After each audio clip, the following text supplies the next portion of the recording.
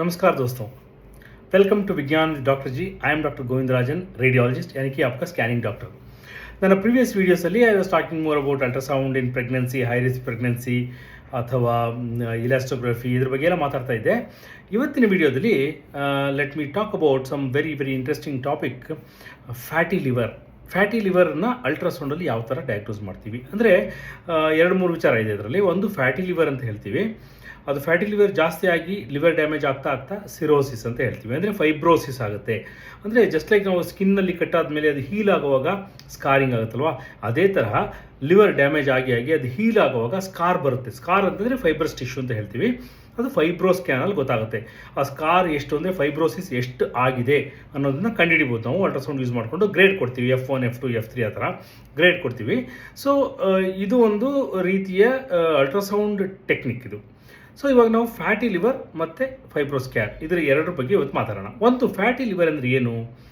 Normally ನಮ್ಮ ಬಾಡಿಯಲ್ಲಿ ಎಲ್ಲ ಕಡೆಯೂ ಫ್ಯಾಟ್ ಇರುತ್ತೆ, ಲಿವರಲ್ಲೂ ಸ್ವಲ್ಪ ಇರುತ್ತೆ. ಆದರೆ ಅದು ಒಂದು ಮಟ್ಟಕ್ಕಿಂತ ಜಾಸ್ತಿ ಆದಾಗ ಅದನ್ನು ಫ್ಯಾಟಿ ಲಿವರ್ ಅಂತ ಕಳ್ತೀವಿ. ಅಂದರೆ ಫ್ಯಾಟಿ ಲಿವರ್ ಯಾರಿಗೆ ಕಾಮನ್ ಇರುತ್ತೆ? ಮೋಸ್ಟ್ ಕಾಮನ್ಲಿ ತುಂಬ ಒಬೀಸ್ ಇರ್ತಾರೆ. ಅಂದರೆ ದಪ್ಪ ಇರೋರಿಗೆಲ್ರಿಗೂ ಫ್ಯಾಟಿ ಲಿವರ್ ಅಂತ ಹೇಳೋಕ್ಕಾಗಲ್ಲ. But most common cos of fatty liver in India is obesity. ಅದು ಬಿಟ್ಟರೆ ಇನ್ನು ಕೆಲವರು ತಿನ್ನಿರ್ತಾರೆ, ಆದರೂ ಲಿವರಲ್ಲಿ ಫ್ಯಾಟ್ ಇರುತ್ತೆ. ಕುಡಿಯೋ ಅಭ್ಯಾಸ ತುಂಬ ಇರೋರಿಗೆ ಫ್ಯಾಟಿ ಲಿವರ್ ಬರುತ್ತೆ. ಸೊ ಈ ಥರ ಸಾಕಷ್ಟು ಕಾರಣಗಳಿರುತ್ತೆ ಫ್ಯಾಟಿ ಲಿವರ್. ಅದರಲ್ಲಿ ಗ್ರೇಡಿಂಗ್ ಮಾಡ್ತೀವಿ. ಸ್ಟಿಯಾಟೋಸಿಸ್ ಅಂತ ಹೇಳ್ತೀವಿ ನಾವು. ಅಂದರೆ ಸ್ಟಿಯಾಟೋಸಿಸ್ ಅಂದರೆ ಫ್ಯಾಟಿ ಲಿವರ್ ಅಂತ ಅರ್ಥ. ಸ್ಟಿಯಾಟೋಸಿಸ್ ಅಂದರೆ ಲಿವರ್ ಒಳಗೆ ಫ್ಯಾಟ್ ಜಾಸ್ತಿ ಆಗಿದೆ ಅಂತ ಅರ್ಥ. ಅದು S1, S2, S3 ಈ ಥರ ಗ್ರೇಡಿಂಗ್ ಮಾಡ್ತೀವಿ. ಇದು S3 ಆಗಿ ಮುಂದಕ್ಕೆ ಹೋಗಿ ನೆಕ್ಸ್ಟ್ ಲಿವರ್ ಡ್ಯಾಮೇಜ್ ಆಗಿ ಅದು ಸ್ಕಾರಿಂಗ್ ಆಗಿ ಫೈಬ್ರಸ್ ಫಾರ್ಮೇಷನ್ ಆಗ್ತಾ ಬಂದಾಗ ಅದನ್ನು ಸಿರೋಸಿಸ್ ಅಂತ ಹೇಳ್ತೀವಿ. ಸಿರೋಸಿಸ್ ಅಂತಂದರೆ final stage of fibrosis. So ಅದನ್ನು F1, F2, F3 ಅಂತ ಹೇಳ್ತೀವಿ. ಇವಾಗ ಅಲ್ಟ್ರಾಸೌಂಡಲ್ಲಿ ಯಾವ ಥರ ಕಂಡುಹಿಡಿಬೋದು ನಾವು? ಅಲ್ಟ್ರಾಸೌಂಡಲ್ಲಿ ಸಾಕಷ್ಟು ಮೆಥಡ್ಸ್ ಇರುತ್ತೆ. ಒಂದು, ನಾವು ಅಲ್ಟ್ರಾಸೌಂಡ್ ಬೀಮ್ ಏನು ಹಾಕ್ತೀವಿ ಅದು ಫ್ಯಾಟಲ್ಲಿ ಅಟೆನ್ಯೂಯೇಷನ್ ಆಗುತ್ತೆ. ಅಂದರೆ ಫ್ಯಾಟ್ ಇತ್ತು ಅಂತಂದರೆ ಅದು ಈಸಿಯಾಗಿ ಮೂವ್ ಆಗಲ್ಲ. ಸೊ ಅದು ಅಬ್ಸಾರ್ಬ್ ಆಗುತ್ತೆ ಅಥವಾ ಮುಂದಕ್ಕೆ ಹರಿಯೋದಕ್ಕೆ ಸ್ಟಾಪ್ ಮಾಡುತ್ತೆ. ಸೊ ಅದನ್ನು ನಾವು ಒಂದು ಕ್ವಾಂಟಿಫೈ ಮಾಡ್ತೀವಿ ಅದನ್ನ. ಸೊ ಅದಕ್ಕೆ this is called ultrasound evaluation of fat quantification ಅಥವಾ liver fat quantification using ultrasound ಅಂತ ನಾವೊಂದು ಸ್ಕ್ಯಾನ್ ಮಾಡ್ತೀವಿ.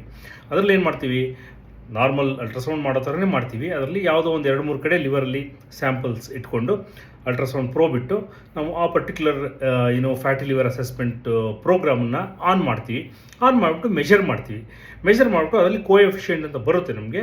ಸೊ ಅಲ್ಟ್ರಾಸೌಂಡ್ ಕೋಎಫಿಷಿಯೆಂಟ್ ಅಂತ ಬರುತ್ತದು. ಅದರ ಲೆವೆಲ್ಸ್ ಎಷ್ಟಿದೆ ಅನ್ನೋದ್ರ ಪ್ರಕಾರ ನೋಡಿಕೊಂಡು ಸ್ಟಿಯಾಟೋಸಿಸ್ ಅಂದರೆ ಫ್ಯಾಟಿ ಲಿವರ್ ಇದೆಯಾ ಇಲ್ವಾ ಅಂತ ಕಂಡುಹಿಡಿತೀವಿ.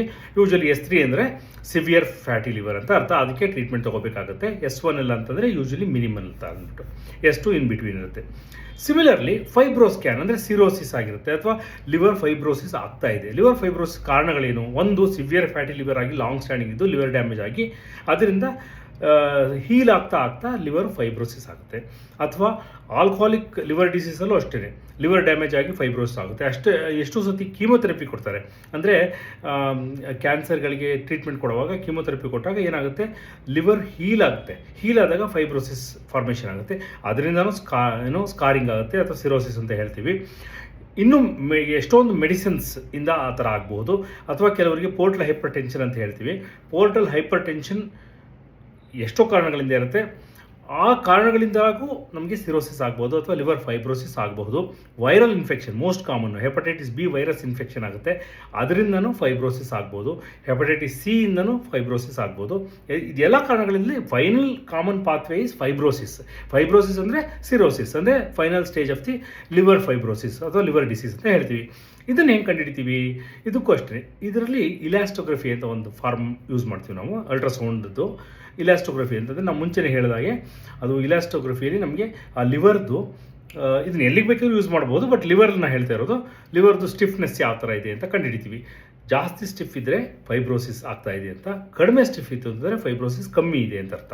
ಸೊ ಇದನ್ನು ಅಷ್ಟೇ ನಾವು ಯೂಸಿಂಗ್ ಇಲಾಸ್ಟೋಗ್ರಫಿ, ಡಿಫ್ರೆಂಟ್ ಟೈಪ್ಸ್ ಆಫ್ ಇಲಾಸ್ಟೋಗ್ರಫಿ ಇದೆ, ಯೂಸ್ ಮಾಡ್ಕೊಂಡು ನಾವು ಫೈಬ್ರೋಸಿಸ್ ಲೆವೆಲ್ಸ್ 1, 2, 3 ಅಂತ ಕ್ಯಾಟಗರೈಸ್ ಮಾಡ್ತೀವಿ. ಅದಕ್ಕೆ ಕ್ಯಾಟಗರೈಸ್ ಮಾಡುವಾಗ F3 ಅಂತಂದರೆ ತುಂಬ ಸಿವಿಯರ್ ಫೈಬ್ರೋಸಿಸ್ ಇದೆ, ಜನರಲಿ ಇರಿವರ್ಸಿಬಲ್ ಇರುತ್ತದು. F1, F2. F1 ಅಂತಂದರೆ ಆಲ್ಮೋಸ್ಟ್ ಏನು ಫೈಬ್ರೋಸಿಸ್ ಇಲ್ಲ ಅಂತ ಅರ್ಥ. F2 ಅಂತಂದರೆ ಇನ್ ಬಿಟ್ವೀನ್ ಇರುತ್ತೆ, ಅದು ಯೂಶಲಿ ಟ್ರೀಟ್ಮೆಂಟ್ ಕೊಟ್ಟು ಸರಿ ಮಾಡ್ಕೋಬಹುದು ಅಂತ ಹೇಳ್ತೀವಿ. ಸೊ ಹೀಗೆ ultrasound very very important tool. ಇದರಲ್ಲಿ ಈ ಕೆಲವರು ಫೈಬ್ರೋಸ್ಕ್ಯಾನ್ ಅಂತ ಮಾಡ್ತಾರೆ, ಗ್ಯಾಸ್ಟ್ರೋಎಂಟ್ರಾಲಜಿಸ್ಟು ಮಾಡ್ತಾರೆ ಫೈಬ್ರೋಸ್ಕ್ಯಾನ್, ಅವರು ಯೂಸ್ ಮಾಡೋದು ಅಲ್ಟ್ರಾಸೌಂಡೇ. ಆದರೆ ಅಲ್ಲಿ ಏನಂತಂದರೆ ಅಲ್ಟ್ರಾಸೌಂಡ್ ಇಮೇಜಸ್ ಬರೋದಿಲ್ಲ. ನಮ್ಮ ಅಲ್ಟ್ರಾಸೌಂಡ್ ಫೈಬ್ರೋಸ್ಕ್ಯಾನ್ ಮಾಡಿದ್ರೆ ಅಲ್ಟ್ರಾಸೌಂಡ್ ಇಮೇಜೂ ಬರುತ್ತೆ. ಸೊ ಸಪೋಸ್ ಏನಾರ ಸಿಸ್ಟ್ ಇದೆ ಲಿವರ್ ಒಳಗೆ, ಆ ಜಾಗನ ಅವಾಯ್ಡ್ ಮಾಡಬೇಕು, ಅಥವಾ ಕ್ಯಾಲ್ಸಿಫಿಕೇಷನ್ ಇದೆ ಲಿವರ್ ಒಳಗೆ, ಅದರ ಜಾಗನ ಅವಾಯ್ಡ್ ಮಾಡಬೇಕು. ಬಟ್ ಎರಡೂ ಈಕ್ವಲಿ ಅಕ್ಯುರೇಟ್. ಸೊ ಸ್ಟಿಯಟೋಸಿಸ್ ಅಂದರೆ fatty liver as well as fibrosis, ಇದು ಎರಡನ್ನೂ ನಾವು ಅಲ್ಟ್ರಾಸೌಂಡ್ ಯೂಸ್ ಮಾಡಿಕೊಂಡು ಕಂಡುಹಿಡಿಬೋದು, ಮತ್ತು ಕ್ಯಾರೆಕ್ಟರೈಸ್ ಮಾಡ್ಬೋದು, ಮತ್ತು ಗ್ರೇಡಿಂಗ್ ಮಾಡ್ಬೋದು. ಎಷ್ಟರ ಮಟ್ಟಿಗೆ ಲಿವರ್ ಡ್ಯಾಮೇಜ್ ಆಗಿದೆ, ಅಥವಾ ಎಷ್ಟು ಮಟ್ಟಿಗೆ ಲಿವರ್ ಫ್ಯಾಟ್ ಇದೆ, ಅಥವಾ ಎಷ್ಟು ಮಟ್ಟಿಗೆ ಲಿವರ್ ಫೈಬ್ರೋಸಿಸ್ ಆಗಿದೆ ಅಂತ ಅಂದ್ಬಿಟ್ಟು ಇವತ್ತಿನ ವಿಡಿಯೋ ಇಲ್ಲಿಗೆ ಮುಕ್ತಾಯ ಮಾಡ್ತೀನಿ. ನನ್ನ ನೆಕ್ಸ್ಟ್ ವೀಡಿಯೋಸಲ್ಲಿ ಇದೇ ತರಹ ಮತ್ತೆ ಸ್ಪೆಷಲ್ ಇನ್ವೆಸ್ಟಿಗೇಷನ್ಸ್, ಅಲ್ಟ್ರಾಸೌಂಡ್ ಮತ್ತು ಡಾಪ್ಲರ್ ಈ ಥರದ್ದು ಯೂಸ್ ಮಾಡಿಕೊಂಡು ಬೇರೆ ಏನೇನು ಸ್ಕ್ಯಾನ್ ಮಾಡ್ಬೋದು ಅದ್ರ ಬಗ್ಗೆ ಮಾತಾಡೋಣ. If you want to know more about imaging in medical field, please follow me on Vigyan with doctor G. ಜೈ ಹಿಂದ್ ದೋಸ್ತು.